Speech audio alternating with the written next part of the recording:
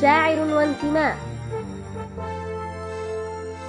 رفيق الطفولة تناقلنا قصائده جيلا بعد جيل، تربعت كلماته في وجداننا بإيقاعاتها المحببة المشبعة بقيم الخير والمحبة والتسامح وحب العروبة والعشق الخالص للوطن الذي تربى في حضنه. وكيف لنا أن ننسى ما قاله؟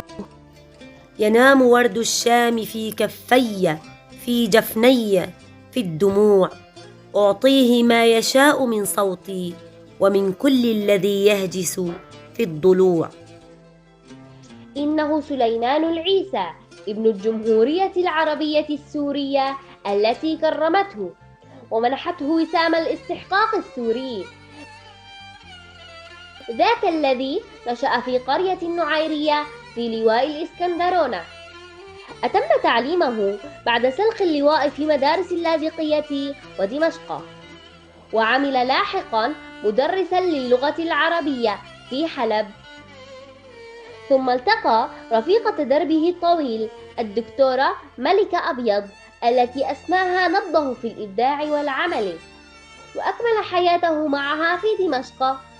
قضى عمره كله يحلم بالوحدة العربية التي تجمع الوطن العربي من المحيط إلى الخليج، وتجعل منه يدا واحدة لتحرير الأرض واستعادة فلسطين والجولان ولواء الإسكندرونة وغيرها من الأراضي العربية المحتلة. ذاك حلمه الجميل الذي أخبر كل من زاره أنه ينتظر تحققه. غرس في أعماق الجيل حب اللغة وعشق الوطن والإخلاص له، فقدم رسالته الوطنية لهم ولكل الأطفال بلغة أصيلة واضحة الدلالات، تصدح أملا بالوحدة العربية وتذكر بأمجاد الأمة العريقة، ليس من أجل التغني بالماضي فحسب، وإنما من أجل الاستفادة من إنجازات الأجداد كي يتعزز لدى الأجيال الانتماء إلى العروبة والإنسانية، وليكونوا في المستقبل كبارا فاعلين في الحياة والمجتمع.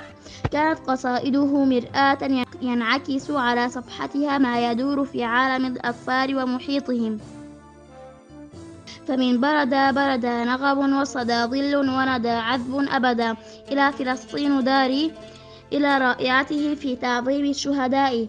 ناداهم البرق فاجتازوه وانهمروا، عند الشهيد تلاقى الله والبشر. ناداهم الموت فاختاروه أغنية خضراء ما مسها عود ولا وتر. ختاما رحمك الله أيها الأديب المبدع، نبضا حيا على ألسنة الجميع.